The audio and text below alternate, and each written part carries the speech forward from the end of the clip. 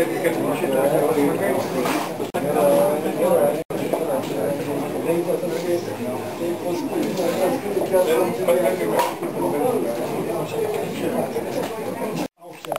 jau aukštoj tada tapo aukšta, reiškia tą Sizranės malūnsparnio mokyklą, tai buvo 63 metai.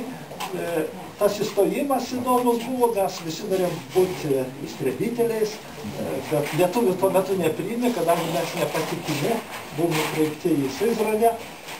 Šitą įstojimas ir buvo įdomus, važiavom rusų kalbą, reikia viską laikyti, mes lietuviškai mokėmės, traukinėje važiuojame, čia ir Vinsas kartu atvažiavo, mes visi tris, reiškia mokėmės, kas tai yra gimoklianūza, to žodžius, reiškia, austanus reikia kalbą laikyti.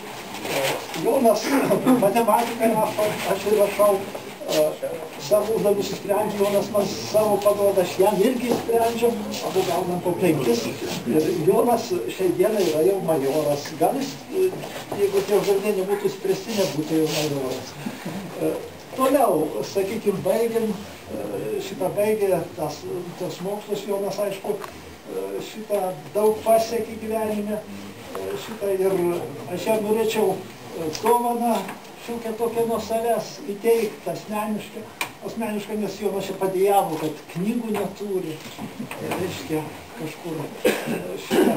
O knygas, aš čia Bulgakovą tokį Michailą, reiškia, lietuvių kalba, tegu jis paskaito, rusišką klasiką.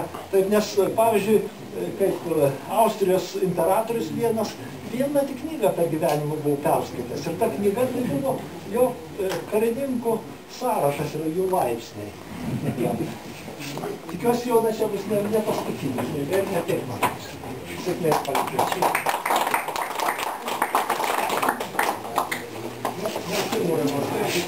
Buvo paskūna palikti, aš koks vidus nepaspadavo, ir dovanėlė. Liūdai,